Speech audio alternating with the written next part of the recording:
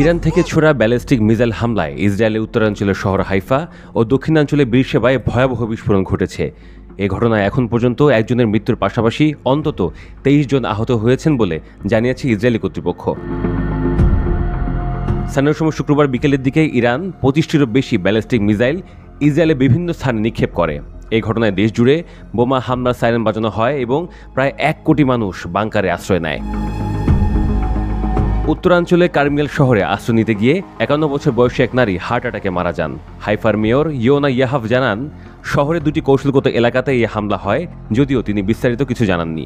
এদিকে দক্ষিণাঞ্চলীয় বীরশেবা শহরে হামলার ধরন দেখে ধারণা করা হচ্ছে সেখানে ক্লাস্টার বোমা ব্যবহার করেছে ইরান, এমনটাই দাবি করছে ইসরায়েলি কর্তৃপক্ষ। ফুটেজে দেখা গেছে শহরের বিভিন্ন স্থানে ছোট ছোট বিস্ফোরণ হয়েছে, যা ক্লাস্টার বোমার উপস্থিতির ইঙ্গিত দেয় বলে দাবি ইসরায়েলি বাহিনীর। এটি ক্লাস্টার বোমার খণ্ডাংশ কোলে চাবার ডে কেয়ার সেন্টারে আঘাত হানে। শিশুরা সে সময় উপস্থিত না থাকায় কেউ হতাহত হয়নি, তবে ভবনটির অনেকাংশ ধসে যায়। ইসরায়েলি ফায়ার সার্ভিস জানিয়েছে, বীরশেবায় বিস্ফোরণের কারণে বেশ কয়েকটি স্থানে আগুন লেগে যায়।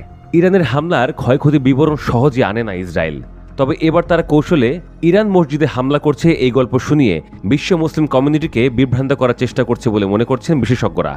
অনেকের মতে এবার ইসরায়েল মুসলিম ও খ্রিস্টানদেরকে মানব ঢাল হিসেবে ব্যবহার করছে।